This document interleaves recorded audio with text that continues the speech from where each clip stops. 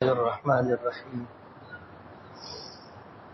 نحمده ونصلي على رسوله الكريم اما بعد فاعوذ بالله من الشیطان الرجیم بسم الله الرحمن الرحیم ولا تسبوا الذين يدعون من دون الله فيسبوا الله عدوا بغير علم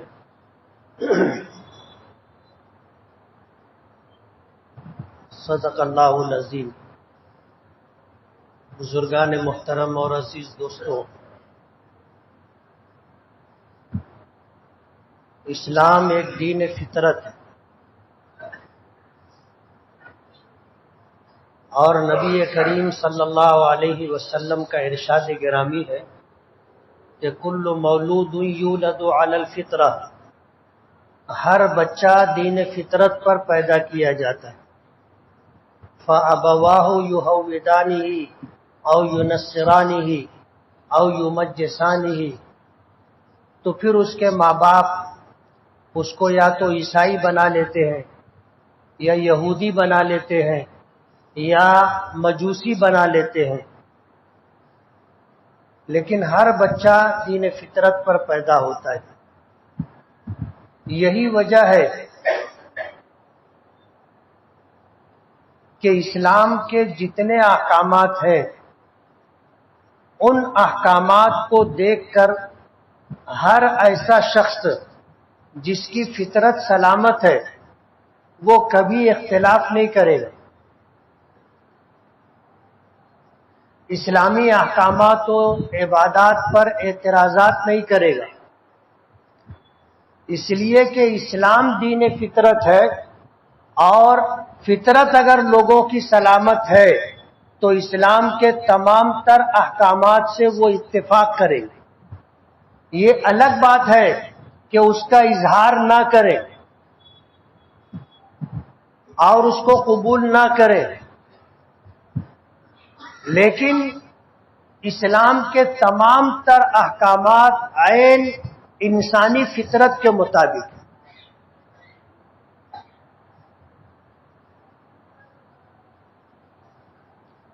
اس لیے اسلام میں جتنے احکامات ہیں ان احکامات کو اگر آپ دیکھو اور سمجھو تو اس بات کا احساس ہوگا کہ اللہ تعالیٰ نے جتنے احکامات عطا کیے ہیں انسانی فطرت کو سامنے رکھ کر کے دیے۔ ہمارا دین اسلام تمام انبیاء کرام علیہم الصلوۃ کی تصدیق کرتا ہے۔ ہمارا ایمان مفصل ہے کہ آمنت باللہ، میں اللہ پر ایمان لایا، وملائکتہ، اس کے فرشتوں پر ایمان لایا، وکتبہ، اور اللہ کی تمام کتابوں پر ایمان لایا، ورسلہ، اور اللہ کے تمام رسولوں پر ایمان لایا، والیوم الآخر والقدر خیرہ وشرہ من اللہ تعالی والبعث بعد الموت، آخرت کے دن پر، اچھی بری تقدیر پر، اور مرنے کے بعد دوبارہ اٹھائے جانے پر، زندہ کیے جانے پر ایمان رکھتا ہوں۔ یہ ایمان مفصل ہے۔ یہی وجہ ہے کہ ہم نے جناب رسول اللہ صلی اللہ علیہ وسلم کے علاوہ جتنے انبیاء کرام علیہم السلام ہیں کبھی بھی ہم نے ان کی اہانت نہیں کی، ہم نے کبھی ان کی تحقیر نہیں کی۔ جس طرح ہم اپنے آقا جناب رسول اللہ صلی اللہ علیہ وسلم سے عقیدت اور محبت رکھتے ہیں، ان کی نبوت اور رسالت پر ایمان رکھتے ہیں، بے عینی ہی اسی طرح حضرت عیسیٰ علیہ السلام، حالانکہ کرسچن ان کو اپنا نبی مانتے، حضرت موسیٰ، حضرت ابراہیم، حضرت اسحاق، حضرت یوسف، حضرت یعقوب، حضرت داؤد، حضرت سلیمان، یہ یہودیوں کے انبیاء کرام علیہم السلام، لیکن ہم ان کا احترام بھی جناب رسول اللہ صلی اللہ علیہ وسلم ہی کی طرح کرتے۔ اور اس بات کا حکم ہمارے دین نے، ہماری شریعت نے ہمیں دیا ہے۔ ہم تمام نبیوں پر، رسولوں پر ایمان رکھتے ہیں، حتیٰ کہ انہیں جو کتابیں دی گئی تھی، توریت ہے، انجیل ہے، زبور ہے، جو صحیفے دیے گئے تھے، ان تمام صحیفوں پر بھی ہمارا ایمان ہے۔ یہ ایک الگ بات ہے کہ آج کوئی آسمانی کتاب سوائے قرآن پاک کے محفوظ نہیں رہی۔ ہر زمانے میں لوگوں نے اپنی سہولت کے اعتبار سے، اپنے مفادات کے لیے اس میں تغیر و تبدل کیا، لیکن ہم کہتے ہیں کہ اللہ کی تمام کتابوں پر ہمارا ایمان ہے۔ یہی وجہ ہے کہ ہمیں ہماری شریعت نے منع کیا ہے کہ کسی دوسری شریعت کو، اس شریعت کے بانیان کو، اس شریعت کی عبادات کے طور طریقے کو، اس شریعت میں جو محترم سمجھے جاتے ہیں، ان کو کبھی برا بھلا مت بولو، نہ کبھی ان کو مذاق بناؤ، اور نہ ان کے طریقہ عبادت پر کبھی اعتراض کرو۔ قرآن کریم میں اللہ پاک کا ارشاد ہے، وَلَا تَسُبُّوا الَّذِينَ يَدْعُونَ مِن دُونِ اللَّهِ فَيَسُبُّوا اللَّهَ عَدْوًا بِغَيْرِ عِلْمٍ، کہ تم ان لوگوں کو برا بھلا مت کہو، ان لوگوں کو برا بھلا مت بولو جو اللہ کے علاوہ دوسری کسی چیز کی پوجا کرتے، اللہ کے علاوہ دوسرے کسی اور کو معبود مانتے ہیں، تم ان کو برا بھلا مت بولو، ورنہ ہوگا کیا اس کا رد عمل، اس کا ریئیکشن، فَيَسُبُّ اللَّهَ عَدْوًا بِغَيْرِ عِلْمٍ، وہ نادانی میں، جہالت میں اللہ کو برا بھلا کہیں گے۔ ظاہر بات ہے ہم اللہ کی عبادت کرتے ہیں، اللہ کو اپنا معبود برحق مانتے ہیں، تو ہم اگر کسی دوسرے کے معبودوں کو یا ان کے طریقہ عبادت کو یا ان کے مذہب میں جو محترم شخصیات ہیں ان کو یا ان کے دھرم کی، مذہب کی پاسبانی کرنے والے لوگوں کو برا بھلا کہیں گے تو وہ ریئیکشن میں ہمیں کہیں گے اور ہمارے اللہ کو برا بھلا کہیں گے۔ اللہ نے ہمیں منع کیا۔ یہ ہے وہ فطری حکم جس کا میں نے تذکرہ کیا۔ آج اگر کوئی ہمارے آقا جناب رسول اللہ صلی اللہ علیہ وسلم کو برا بھلا کہتا ہے، ان کی توہین کرتا ہے، تو ہمارے لیے ناقابل برداشت ہے، اس لیے کہ وہ ہمارے نبی ہیں، ہم ان پر ایمان رکھتے ہیں، ہم ان کا احترام کرتے ہیں، اور ان کی عقیدت و محبت ہمارے دل میں ہمارے ماں باپ سے، ہماری اولاد، ہمارے خاندان سے زیادہ ہے۔ ہم مر مٹنے کے لیے تیار ہو جاتے۔ تو ظاہر بات ہے دوسرے مذاہب کے ماننے والے جو لوگ ہیں وہ بھی اپنے معبودان باطلہ سے اسی طرح محبت رکھتے۔ اگر ہم ان کو برا بھلا کہیں گے تو ظاہر بات ہے پھر اس کا ریئیکشن ہوگا، اس کے رد عمل میں وہ ہمارے آقا کو، قرآن کریم کو، اور اسی طرح جناب رسول اللہ صلی اللہ علیہ وسلم کے ساتھ اہل بیت کہو، علماء کہو، ائمہ کہو، فقہا کہو، اور اللہ رب العالمین، ان سب لوگوں کو وہ برا بھلا کہیں گے۔ یہ ہے وہ ہماری شریعت کا حکم جو عین فطرت کے مطابق۔ اور اگر اللہ پاک نے ہمیں ایمان کی دولت عطا کی ہے تو یہ کوئی ہمارا اپنا کمال نہیں، ہم میں سے شاید کوئی ایسا شخص ہوگا جس نے اسلام کو سمجھ کر کے اسلام کو قبول کیا ہو۔ ہم میں سے اکثر لوگوں کو آج یہی نہیں معلوم کہ اسلام کیا ہے۔ اسلام کو پڑھنا، اسلام کو سمجھنا، اور سمجھنے کے بعد اطمینان ہو گیا اس لیے ہم اسلام قبول کر رہے ہیں یا کیے ہیں، ایسا نہیں ہے۔ آج اگر اسلام کے تئیں کوئی بات ہم سے پوچھی جائے، کوئی سوال کیا جائے تو ہم کو خود ہی نہیں معلوم ہے ہم کیا جواب دیں گے۔ تو یہ اسلام ہمیں وراثت میں ملا ہے، ہم نے کوئی اسلام کو سمجھ کر کے اور اسلامی احکامات پر اطمینان کر کے ہم نے اسلام قبول کیا ہو، ایسا نہیں ہے۔ یہ تو ہمیں وراثت میں ملا۔ اللہ کے رسول صلی اللہ علیہ وسلم نے فرمایا تھا کہ ماں باپ اگر عیسائی ہوتے ہیں تو بچے کو عیسائی بنا لیتے ہیں، یہودی ہوتے ہیں تو بچے کو یہودی بنا لیتے ہیں، مجوسی ہوتے ہیں تو بچے کو مجوسی بنا لیتے ہیں، مسلمان ہوتے ہیں تو بچوں کو مسلمان بنا لیتے ہیں۔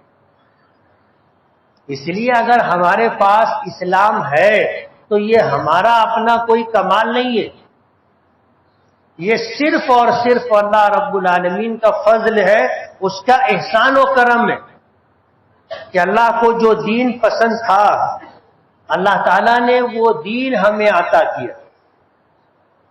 یہ خدائی تقسیم ہے، یہ اللہ تعالیٰ کا ہم لوگوں پر فضل و کرم اور احسان ہے۔ اور اگر خدا نہ خواستہ مسلمان ماں باپ کی گود نہیں ملی ہوتی تو ہم بھی کہیں اور ہوتے نا۔ اگر ہمارے ماں باپ مسلمان نہیں ہوتے تو ظاہر بات ہے ہم بھی مسلمان نہیں ہوتے۔ جیسے ہمارے مسلمان جس دین و دھرم کو ماننے والے ہوتے ان کی گود میں آنے والے بچے بھی اسی دین و دھرم کو لے کر کے چلتے ہیں۔ جیسے ہم نے اسلام کو سمجھے بغیر قبول کیا ہے، اسی طرح دوسرے دھرم کے لوگوں نے بھی اپنے دھرم کو سمجھے بغیر قبول کیا ہے۔ جس طرح اسلامی تعلیمات و احکامات کی ہمیں خبر نہیں ہے، اسی طرح ان کے دھرم میں ان کے بھی جو معمولات ہیں ان کا بھی ان کو پتہ نہیں۔ اس لیے قرآن کریم نے حکم دیا کہ دوسرے مذاہب کے لوگوں کو ان کے طریقہ عبادت، ان کے معبودان باطلہ، ان کی تعلیمات، ان کو پیش نظر رکھ کر ان کو برا بھلا مت کہو، سمجھانے کی کوشش کرو۔ اپنی بات اللہ، اس کے رسول کی وحدانیت، رسالت، نبوت، قرآن کریم کے آسمان الہی قرآن کریم کی کتاب الہی ہونے کی بات ان کے سامنے رکھو۔ ان میں سے جن کو نوازنا ہوگا اللہ نواز دے گا، وہ ایمان قبول کرے گا، دنیا کے ساتھ اپنی آخرت بھی بنا کر کے جائے گا۔ ہمیں اس بات کا حکم ہے۔ لیکن آپ نے دیکھا ہوگا قرآن کریم کی ایک سورت ہے سورہ کافرون، جناب رسول اللہ صلی اللہ علیہ وسلم نے حتی الامکان پوری کوشش کی، اللہ کی بات، توحید و رسالت کی بات، قرآن کریم کے کتاب الہی ہونے کی بات آپ نے گلی گلی گھوم پھر کر کے، دروازوں پر دستک دے کر کے، لوگوں کی نجی مجلسوں میں جا کر کے، عمومی مجمعوں میں جا کر کے، بازاروں میں گھوم پھر کر کے آپ نے لوگوں کو اسلام کی طرف بلایا کہ یا ایھا الناس قولوا لا الہ الا اللہ تفلحوا، اے لوگو لا الہ الا اللہ کہو اور اسے مانو تاکہ تم کامیاب ہو جاؤ۔ جب یہ عمومی طور پر چل پھر کر کے آواز دے کر نبی کریم صلی اللہ علیہ وسلم کہتے تھے تو ان کے پیچھے ان کے مخالفین مشرکین چلا کرتے تھے اور کہتے تھے کہ لوگوں اس کی بات مت سنو، اس کی بات مت مانو، یہ دیوانہ اور پاگل ہو گیا ہے۔ مکے میں یہ سب کچھ ہوتا رہا ہے اور یہ سب کچھ تاریخ کے اوراق میں، سیرت کی کتابوں میں موجود ہے۔ حتیٰ کہ آپ کے اس پیغام پر، آپ کی اس دعوت و تبلیغ کے طور طریقوں پر آپ کو اذیت دی گئی، تکلیف دی گئی، کون سا حربہ آپ کے خلاف نہیں استعمال کیا گیا، کتابوں میں موجود ہے۔ سب کچھ انہوں نے کر لیا جو ان کے بس میں تھا، اور آپ کو پتا ہے کہ ایک وقت وہ آیا کہ جب وہ تمام حربوں کو استعمال کر کے مایوس ہو گئے تو پھر جمع ہوئے۔ کیا کرنا چاہیے؟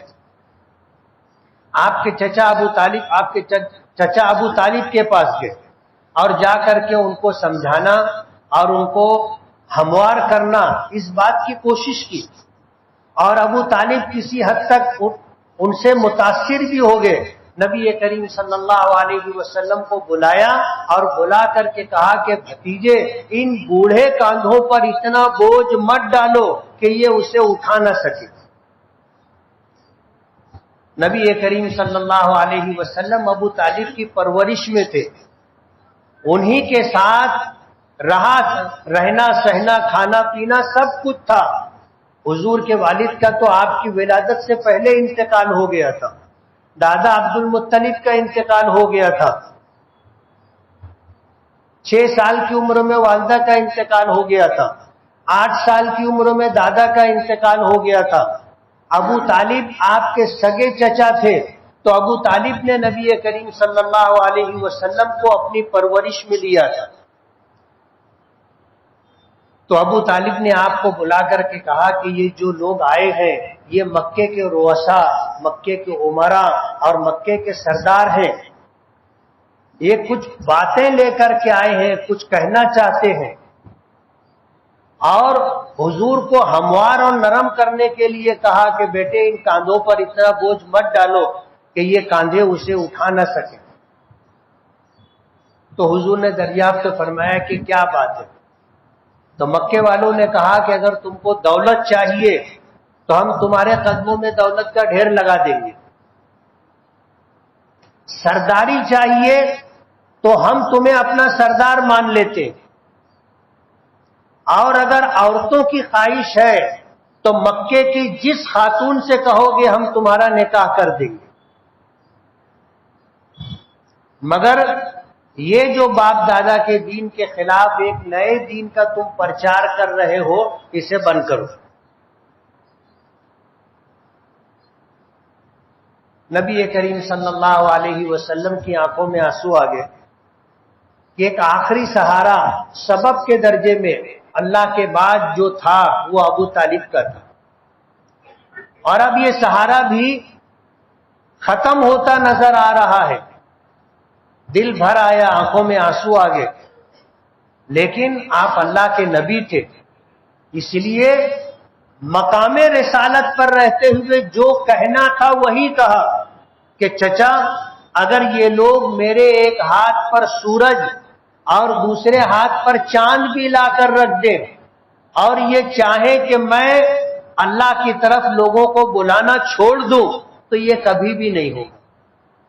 یا تو میں اپنے مقصد میں کامیاب ہو جاؤں گا، لوگ میری بات مان کر کے حلقہ بگوش اسلام ہو جائیں گے، یا تو میں یہ کام کرتے کرتے اپنی جان آخری کے سپرد کر دوں گا، مرتے دم تک یہ کام کرتا رہوں گا.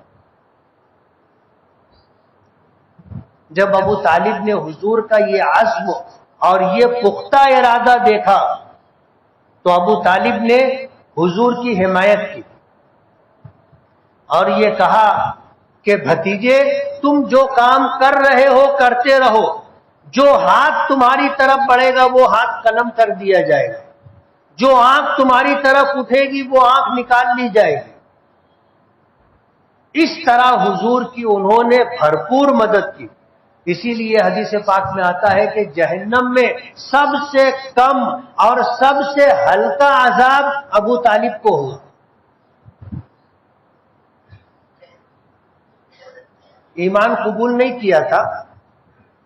نبی کریم صلی اللہ علیہ وسلم نے ہر ممکن کوشش کی تھی، اور عین انتقال سے پہلے نبی کریم صلی اللہ علیہ وسلم نے اپنے چچا ابو طالب سے یہاں تک کہہ دیا تھا کہ آپ میرے کان میں کلمہ پڑھ لیں، آپ اس طرح کلمہ پڑھو کہ میں سن لوں اور میں آپ کے کلمہ پڑھنے کی گواہی کل قیامت کے دن دوں گا. احاجک بہا عند اللہ یوم القیامہ، کل میدان محشر میں اللہ کے سامنے میں آپ کی طرف سے جھگڑوں گا، آپ میرے کان میں کلمہ پڑھ دیں. لیکن اس موقع پر مکے کے مشرکین اور سرداران بیٹھے ہوئے تھے. حضور پاک صلی اللہ علیہ وسلم کی بات سن کر کے انہوں نے ابو طالب کو کیا کہا؟ کہنے لگے کہ ابو طالب مکے کی بوڑھی عورتیں تم کو تانا دیں گی کہ موت کے ڈر سے اس نے باپ دادا کا دین چھوڑ دیا تھا.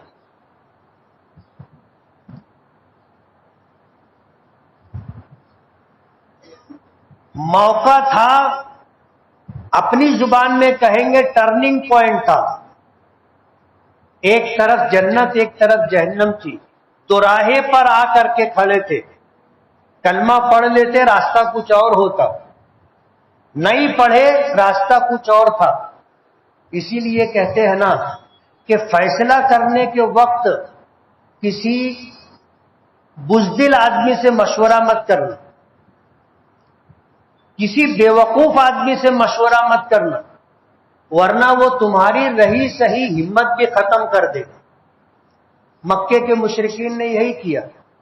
عین موقع پر جب انہوں نے یہ جملہ کہا کہ ابو طالب مکے کی بوڑھی عورتیں تم کو تانا دیں گی کہ موت کے ڈر سے اس نے باپ دادا کا دین چھوڑ دیا تھا،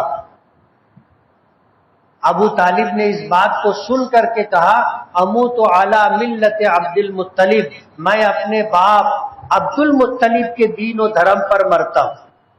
ایمان نہیں لائے.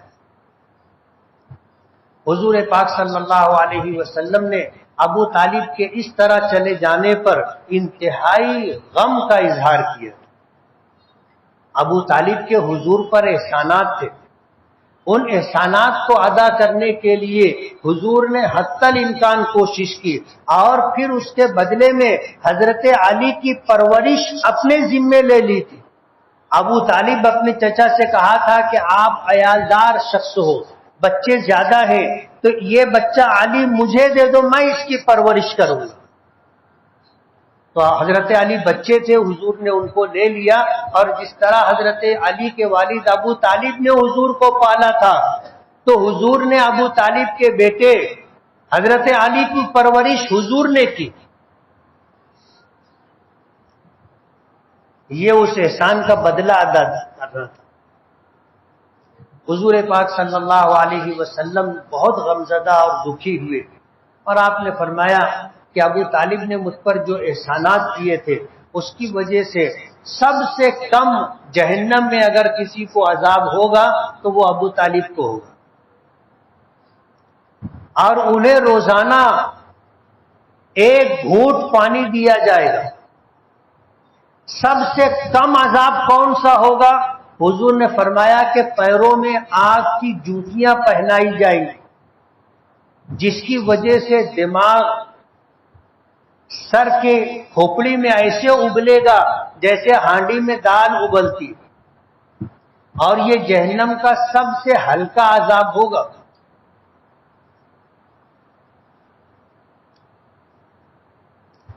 تو مکے کے مشرکین نے یہ چاہا تھا، اللہ کے رسول صلی اللہ علیہ وسلم نے انکار کر دیا. دو ٹوک بات کہی، یا تو میں اپنے مقصد میں کامیاب ہو جاؤں گا، یا پھر یہ کام کرتے کرتے میں اپنی جان قربان کر دوں گا. مکے کے مشرکین نے بھی جب سارے حربے روکنے کے لیے استعمال کر لیے تو آخر میں انہوں نے بھی یہ طے کر لیا کہ اب خاکم بدہن محمد کو قتل کر دیتے صلی اللہ علیہ وسلم. تمام لوگوں کو جمع کیا، جتنے دشمنان قبیلے تھے ان کے سرداروں کو بلایا، اور پھر یہ ہوا کہ کیا کرنا چاہیے. پیچھے میں نے تفصیل بتائی تھی. مشورہ ہوا کہ زندگی بھر کے لیے قید کر دیا جائے، قید خانے میں ڈال دیا جائے، نہ یہ کسی سے ملے نہ کوئی دوسرا ان سے ملاقات کر سکے. اس مجمع میں ابلیس بھی بیٹھا تھا، ایک بوڑھے کی شکل بنا کر کے آیا تھا وہ بھی. سب نے اس بات سے اتفاق کیا کہ ہاں یہ اچھی بات ہے، ایسا کرنا چاہیے. تو اس نے کہا کہ آپ ایسا نہیں کر سکو گے. ان کے جو خاندان کے لوگ ہیں، خاندان بنو ہاشم، وہ ان کو قید نہیں رہنے دیں گے، وہ چھوڑا کر کے لے کے جائیں گے کہ تم ان کے خاندان کے اور قبیلے کے ایک آدمی کو اس طرح ہمیشہ کے لیے قید کر دو اور وہ خاموش بیٹھے رہے، ایسا نہیں ہو سکتا.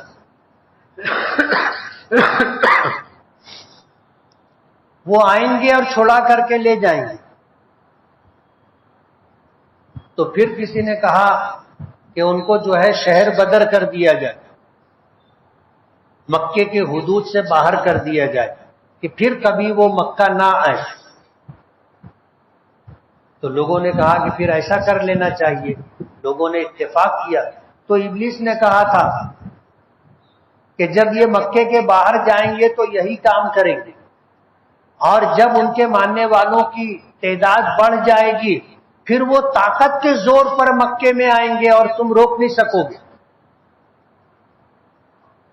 اور ایسا ہوگا۔ تو لوگ پھر خاموش ہو گئے۔ پھر کسی نے مشورہ دیا کہ ان کو قتل کر دینا چاہیے۔ تو لوگوں نے کہا کہ اگر ہم قتل کریں گے تو خاندان بنو ہاشم ہمیں قتل کر دے گا۔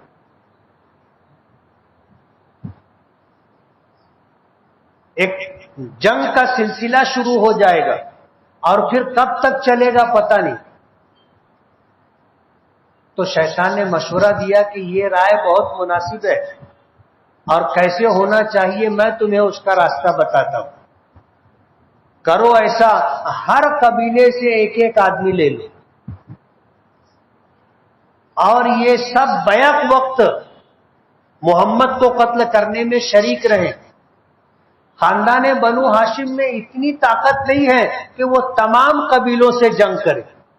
کوئی ایک قبیلے سے جنگ ہو سکتی ہے اور چلتی رہ سکتی ہے، لیکن تمام قبائل ایک طرف ہوں اور خاندان بنو ہاشم ایک طرف ہو، اور وہ بنو ہاشم تمام قبیلوں سے جنگ کرے، یہ ان کے لیے ممکن نہیں ہے۔ جب یہ موڑ آ جائے گا تو ہم دیت دے دیں گے۔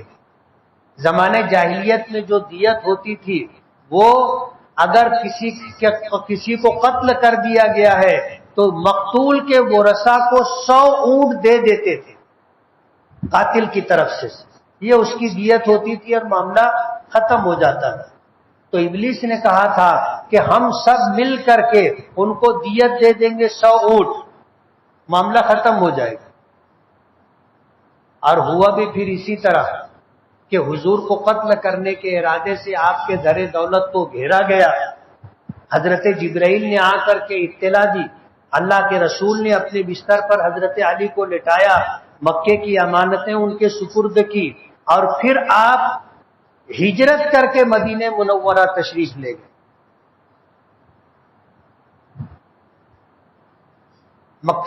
مکے سے مدینہ جانے کے بعد بھی مکے والوں نے وہاں چین سے بیٹھنے نہیں دیا۔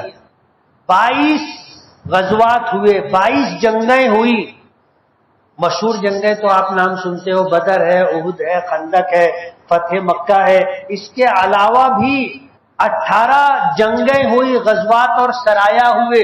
مکے والوں نے مدینے میں بیٹھنے نہیں دیا، چین سے جنگ ہوتی رہی۔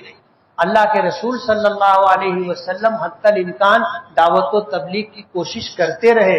آخر وقت میں 2 ٹوک آپ نے فیصلہ فرمایا۔ اللہ پاک کی طرف سے ہر مسلمان اس بات کا مکلف ہے کہ اپنے بس بھر دعوت و تبلیغ کی محنت کرتا رہے، لوگوں کو سمجھانے کی کوشش کرتا رہے۔ منوانا ضروری نہیں ہے، منوانے کی کوشش کرتا رہے،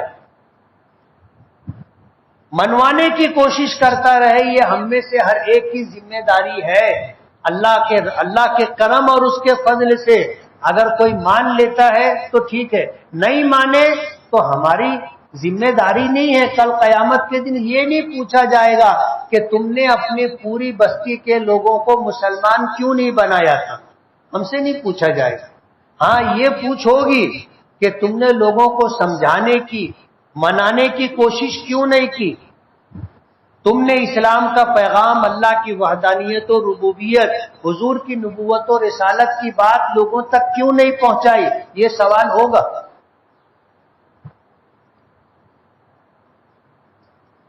مان لیتے ہیں ٹھیک ہے، نہیں مانتے ہیں ہم نے اپنی ذمہ داری پوری کر دی۔ حضور پاک صلی اللہ علیہ وسلم نے 2 ٹوک اعلان کیا۔ اللہ پاک کی طرف سے سورت نازل ہوئی، قل یا ایھا الکافرون، کیا محمد صلی اللہ علیہ وسلم آپ کہہ دیجئے کہ اے کافرو لا اعبد ما تعبدون، جس کی تم عبادت کرتے ہو میں اس کی پوجا نہیں کر سکتا، ولا انتم عابدون ما اعبد، اور جس کی میں عبادت کرتا ہوں تم اس کی عبادت نہیں کرتے، ولا انا عابد ما عبدتم، اور جس کی تم پوجا کرتے ہو میں اس کی پوجا نہیں کروں گا، لکم دینکم ولی دین، تم کو تمہارا دین دھرم مبارک ہو، مجھے میرا دین دھرم مبارک۔ یہ ہے آخری دو ٹوک بات، لیکن یہ آخری ہے، اس سے پہلے کی جو ذمہ داری ہے وہ ہمارے اوپر باقی ہے۔ ہمیں تعلقات اس لیے بنانا چاہیے کہ اپنی بات ان تک پہنچا سکے، ان کے سامنے اللہ کی ربوبیت و الوہیت کی بات، اسلام کے عقائد کی بات رکھ دینا چاہیے۔ ماننا نہ ماننا ان کی مرضی کی بات ہے، اس لیے کہ منوانا ہماری ذمہ داری نہیں ہے۔ اللہ پاک نے اپنے محبوب سے فرمایا کہ یا ایھا الرسول بلغ ما انزل الیک من ربک، کہ اے رسول آپ وہ احکامات جو تم پر اتارے گئے ہیں تم لوگوں تک پہنچا دو۔ فَإِن لَّمْ تَفْعَلْ فَمَا بَلَّغْتَ رِسَالَتَهُ، اور اگر آپ نے یہ بات ان تک نہیں پہنچائی تو آپ نے نبوت کی ذمہ داری پوری نہیں کی۔ اور ظاہر بات ہے اللہ کے رسول صلی اللہ علیہ وسلم کے دنیا سے جانے کے بعد یہ ذمہ داری امت کے ہر فرد کی۔ آج ان کو برا بھلا کہنا، جس کی وہ پوجا کرتے ہیں پرستش کرتے ہیں اس کا مذاق اڑانا، ان کے طریقہ عبادت پر اعتراض کرنا، ٹھٹا کرنا، یا ان کے دین دھرم کے بانیوں کو برا بھلا کہنا، یہ ہماری تعلیمات میں نہیں ہے، ہمیں اس سے منع کیا گیا ہے۔ وہ جو کرتے ہیں ان کو کرنے دو، آپ سمجھانے کی کوشش ضرور کرو، لیکن ہنسنا، ٹھٹا اڑانا، مذاق کرنا اور اعتراض کرنا یہ ہمارا کام نہیں ہے۔ ہمیں قرآن کریم میں منع کیا گیا ہے کہ وَلَا تَسُبُّوا الَّذِينَ يَدْعُونَ مِن دُونِ اللَّهِ فَيَسُبُّوا اللَّهَ عَدْوًا بِغَيْرِ عِلْمٍ، منع کیا ہے۔ اور ہر ایک کا طور طریقہ ہر ایک کو پسند ہوتا ہے، اللہ نے ان کے لیے وہ چیز مزین کر دی ہے، اس لیے ان کو وہ چیز اچھی لگتی ہے۔ جیسے ہمیں نماز پڑھنا، روزہ رکھنا، زکوٰۃ دینا، حج کرنا، قرآن کریم کی تلاوت کرنا، اللہ کا ذکر کرنا ہمیں اچھا لگتا ہے، اس لیے کہ یہ ہمارے مذہب کا طور طریقہ ہے عبادات کا۔ اسی طرح ان کے مذہب میں بھی ان کی عبادات کا طور طریقہ ہے۔ جس طرح ہمیں یہ اچھا لگتا ہے اسی طرح ان کے طور طریقے کو اللہ نے ان کے لیے مزین کر دیا۔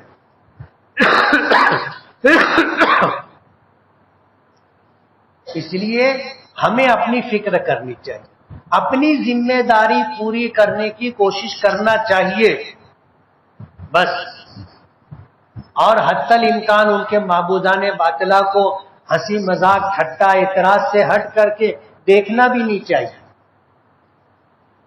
یہ جو ہمارے لوگ جا کر کے دیکھتے ہیں، اسلام نے اس کو پسند نہیں کیا۔ ان کا ڈیکوریشن ہے، وہ لوگ گھومتے ہیں، رات میں ان لوگوں نے دیکھا، ہمارے لوگ بھی ٹولی ٹولی بنا کے دیکھنے کے لیے جاتے ہیں نا۔ وہ تو اب ایسا ہونے لگا کہ کچھ سالوں سے یہ جو لوگ جاتے ہیں مار کھا کے واپس آتے ہیں، تو اب لوگوں نے جانا کم کیا۔ اور ظاہر بات ہے کہ مار اگر کھائے تو کوئی وجہ ہوگی، کچھ ایسی حرکت انہوں نے کی ہوگی جو ان کو بری لگی ہوگی، اور اس کی وجہ سے ان لوگوں نے ان کو پھر مارا پیٹا ہوگا۔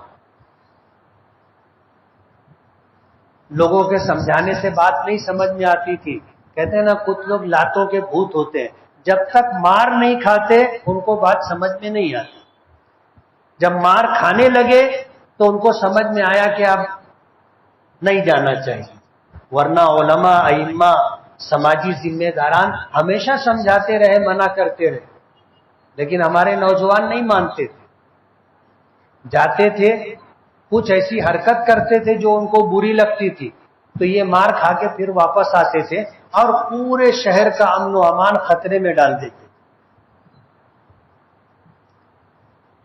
قرآن کریم نبی کریم صلی اللہ علیہ وسلم کا لایا ہوا دین و شریعت عین فطرت کے مطابق ہے، عین انسانی فطرت کے مطابق ہے، اور اللہ تعالی ہر بچے کو دین فطرت پر پیدا کرتا ہے۔ فطرت سلامت رہے تو اللہ اس کے رسول کے احکامات اور تعلیمات کسی کو بری نہیں لگتی۔ ایک ہے اسلام دشمنی اور ایک ہے مسلم دشمنی، دونوں میں فرق ہے۔ آج مسلم دشمنی عروج پر ہے، مسلم دشمنی عروج پر ہے، اور اسلام دشمنی برائے نام۔ شاید کبھی آپ نے سنا ہو کہ وہ ہماری نماز کو برا بھلا بول رہے ہوں، روزوں کو برا بھلا بول رہے ہوں، زکوٰۃ کو برا بھلا بول رہے ہوں، حج کرنے کو برا بھلا بول رہے ہوں، نہیں معلوم، نہیں بولتے وہ لوگ۔ مسلم دشمنی عروج پر ہے، ہماری ٹوپی، ہماری داڑھی، ہمارا کرتا، اسلام کا جو ظاہر ہے، جیسے مسجد ہے، مدرسے ہیں، یہ ان کو برا لگتا ہے اور اس کو مٹانے کی وہ پوری کوشش کر رہے ہیں۔ اسلام کے ظاہر کو مٹانے کی پوری کوشش کر رہے ہیں، اور اسلام ہمیشہ سے ہے، ہمیشہ آج بھی ہے اور ہمیشہ رہے گا، اس کو کبھی بھی مٹایا نہیں جا سکتا۔ اللہ اس کو باقی رکھے گا، اور جب اللہ اس کو ختم کرے گا تو دنیا ختم ہو جائے گی۔ اس لیے ضرورت اس بات کی ہے کہ ہم اپنی ذمہ داریوں کا احساس کریں اور ہمیں کیا کرنا ہے، جس بات کا ہمیں شریعت نے، اللہ اس کے رسول نے حکم دیا ہے، اس پر عمل کریں۔ اللہ تعالی ہمیں عقل سلیم اور فہم سلیم عطا فرمائے۔ وآخر دعوانا ان الحمد للہ رب العالمین۔